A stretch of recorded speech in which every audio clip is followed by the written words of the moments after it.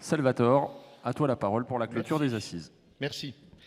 Madame la secrétaire d'État chargée de l'enfance auprès de la Première ministre, Madame la ministre, chère Charlotte Cobel, Monsieur le sous-préfet, Monsieur le maire de la ville de Saint-Malo, Monsieur le défenseur des enfants, Madame la vice-présidente du conseil départemental d'Ille-et-Vilaine, Mesdames et Messieurs les représentants des corps constitués, Mesdames et Messieurs les congressistes, il me revient de clôturer ces assises 2023 qui ont été, comme d'habitude, très riches. Avant de clôturer sur la thématique à proprement parler et faire les remerciements d'usage, je souhaiterais faire le point sur 3 sujets. Le premier, nous avons eu pendant ces assises un élan sans précédent sur les adhésions à notre mouvement national du CNAIMO, puisque nous avons eu 649 adhésions supplémentaires.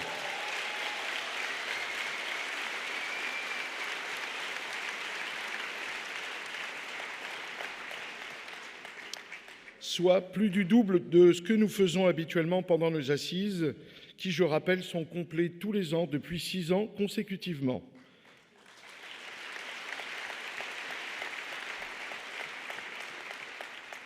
Merci donc aux nouveaux adhérents et aux nouvelles forces vives du CNAIMO, puisque c'est vous les forces vives de demain. Le deuxième sujet est bien sûr la question de l'attractivité, vous en avez fait référence, et puis on en a parlé dans le discours, notamment dans mon discours d'ouverture. Vous inquiétez pas, je ne ferai pas les 25 ou 30 minutes de l'ouverture. Hein.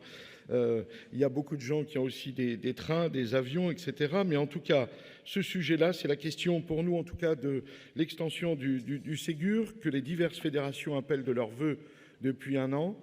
Nous avons mis à disposition donc sur le stand du CNAIMO une pétition autour de l'extension pour les services administratifs, services généraux et directions de notre secteur.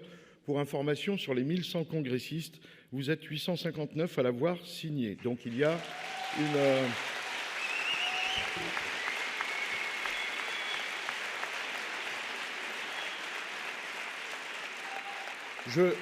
Je l'avais déjà dit lorsqu'on avait eu rendez-vous avec Madame la ministre au mois d'octobre. Nous, on n'est ni un syndicat, ni un parti politique. Donc, on est et on reste aussi quelque part un corps intermédiaire comme une fédération donc, sur la protection de l'enfance. Et on a aussi, nous, besoin de vous faire remonter ce qui se passe sur le terrain. En tout cas, on l'a déjà porté plusieurs fois et on le fait un petit peu officiellement aujourd'hui sur la tribune. Ça me paraît important.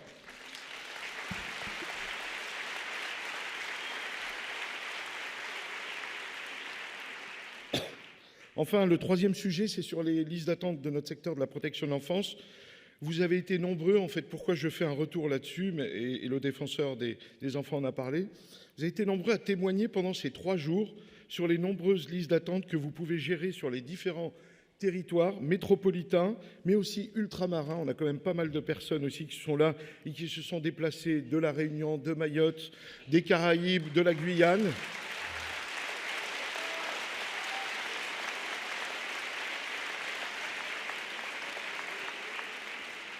Les listes d'attente, c'est un vrai sujet de préoccupation et comme je vous l'ai indiqué en ouverture de ces 43e assises, nous réaliserons de nouveau cette année notre 3e enquête flash sur la question afin de mesurer le nombre d'enfants en attente et les délais d'attente qui, je rappelle, selon notre enquête flash interne du CNAIMO, étaient de 20 semaines en 2019 et étaient passés de 30 semaines en moyenne en 2022.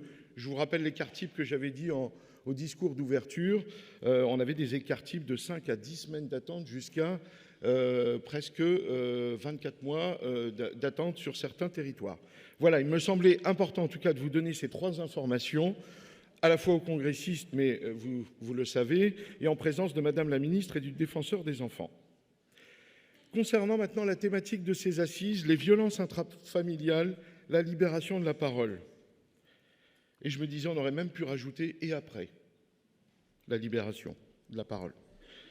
Depuis plusieurs années, les évolutions sociétales ont permis aux trop nombreuses victimes de violences sous toutes ses formes, et particulièrement les victimes de violences sexuelles, de lever un certain tabou à l'instar du hashtag #MeToo, par exemple, et d'autres. Cette émergence de la parole est importante, mais ne peut être pensée que si les conditions nécessaires d'une écoute sont réunies. En tout cas, c'est ce que j'ai entendu et compris lors des différentes interventions.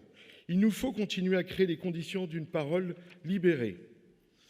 Pour créer les conditions de l'expression de la parole des enfants ou des adultes qui furent victimes dans leur enfance, les adultes doivent se rendre disponibles à leur écoute, s'adresser à eux, à leur hauteur. C'est aussi quelque chose que j'ai entendu pendant les 3 jours, se mettre à la hauteur de ces personnes-là, en prenant en compte leur manière singulière d'aborder le monde, avec leurs émotions, leurs réflexions.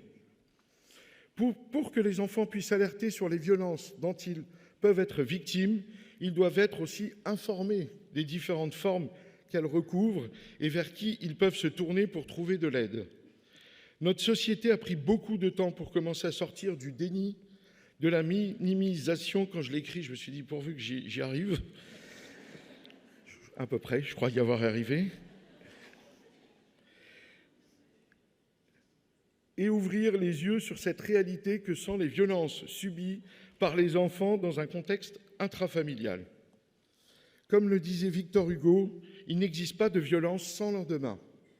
Car pour ces enfants et toutes les victimes de violences intrafamiliales, les effets sont dévastateurs et connus. Les neurosciences démontrent l'impact d'un quotidien insécurisant et menaçant que constituent ces violences sur la construction des enfants victimes. Dans un climat de stress et face aux maltraitances, les capacités d'apprentissage relationnel et psychique sont entravées. Plusieurs témoins victimes nous l'ont clairement exprimé pendant ces assises. Les professionnels de la protection de l'enfance, comme toute la communauté éducative, et je serais tenté de dire même toute la société dans son ensemble, sont au cœur de cet enjeu, au quotidien dans toutes ses composantes et les étapes nécessaires. Alors c'est une liste, mais probablement qu'elle n'est pas exhaustive. C'est recueillir la parole, c'est repérer les signes de souffrance, c'est identifier les facteurs de protection, identifier les facteurs de résilience. Nous en avons vu aussi à travers de beaux exemples et de témoignages, mettre en place des soins, protéger et accompagner les victimes. Mais aussi, il ne faut pas l'oublier, prévenir la reproduction des comportements violents et intervenir également auprès des auteurs. Bref, vous l'avez compris, prévenir également les violences dites ordinaires pour construire une société nouvelle sans violence où le droit des enfants serait grandi, où chaque enfant pourrait disposer de son intégrité physique et psychologique en toutes circonstances. Ces vœux sont et resteront une priorité pour le CNAEMO. Pour finir sur cette thématique et illustrer mon propos, et avant de procéder aux remerciements d'usage, j'aimerais vous lire ceci. Quand je suis allé à l'école, ils m'ont demandé ce que je voulais être quand je serai grand. J'ai écrit heureux. Ils m'ont dit que je n'avais pas compris la question. J'ai répondu qu'ils n'avaient pas compris la vie. Ce petit garçon qui a exprimé ceci et qui témoigne de l'innocence et de l'aspiration que devraient avoir tous les enfants, y compris les enfants victimes, est devenu célèbre ensuite et s'appelle John Lennon. Vous pouvez compter sur le CNAEMO pour porter cette thématique des violences intrafamiliales au plus haut niveau lors de nos auditions, réunions de travail et toutes les places que nous occupons à l'échelle nationale, mais aussi localement. Enfin, pour clôturer ces 43e assises du CNAEMO, j'aimerais remercier l'ensemble des intervenants pour la qualité de leur exposé, leur complémentarité, particulièrement, et pardon de ne pas pouvoir citer tout le monde, ce serait trop long, Claude Serron et son intervention remarquable.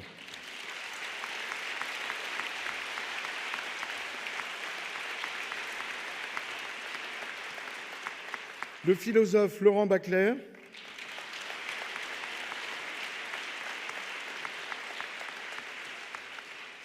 Arnaud Gallet et Sandra Wyss pour leur témoignage toujours aussi puissant.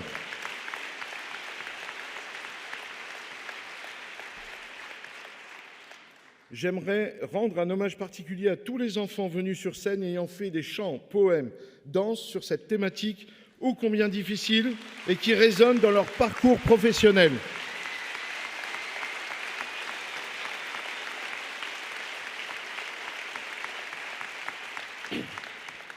Pour tout vous dire, j'avais même invité Yanis, donc le jeune qui a fait le poème si puissant hier, qui nous a tous mis, j'allais dire, dans un état un petit peu second.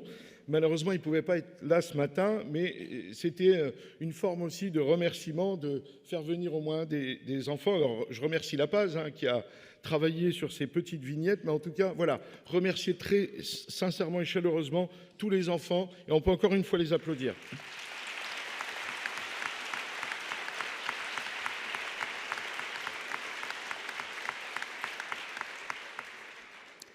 Remercier encore une fois, et je vous demande de vous lever, le GOA. Vous l'avez déjà fait tout à l'heure, mais je n'étais pas présent. Donc tout le groupe d'organisation des Assises.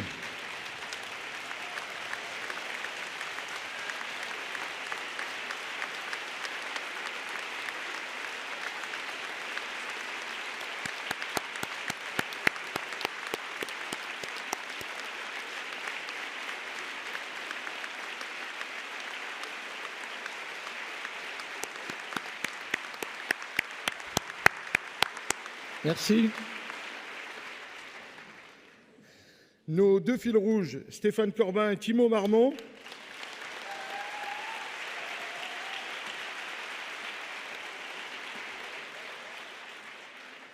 La ville de Saint-Malo et le conseil départemental d'Ille-et-Vilaine.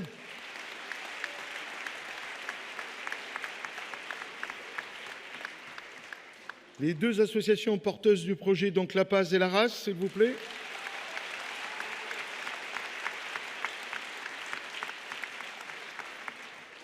Le Palais du Grand Large.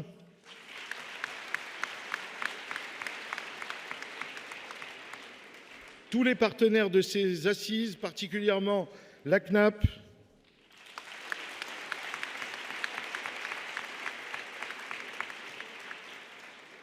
Pavot le dessinateur,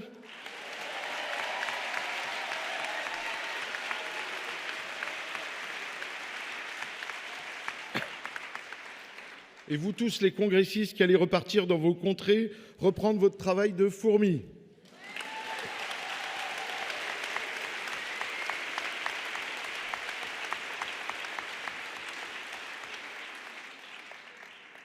Je voulais terminer en remerciant chaleureusement Madame la Ministre d'avoir honoré sa promesse de venir à ces assises lorsque nous étions vus donc, lors d'un rendez-vous en octobre au ministère. Vous remercier, alors vous avez dit que ce n'était pas du courage, mais moi j'appelle ça du courage politique, de venir à la rencontre des professionnels dans un contexte social difficile. On a le droit de ne pas être d'accord, mais on a le droit aussi de saluer ça.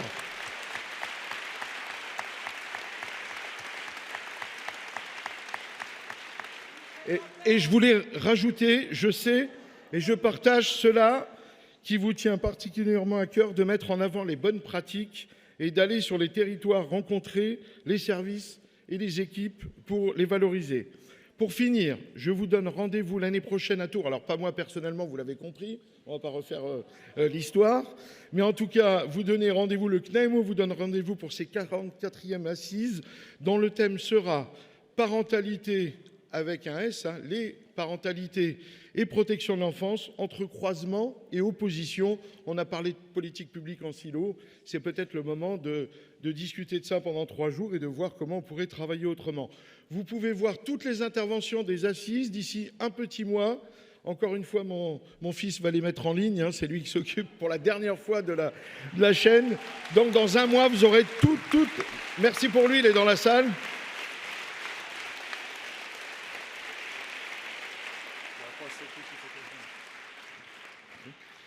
Donc, merci vraiment.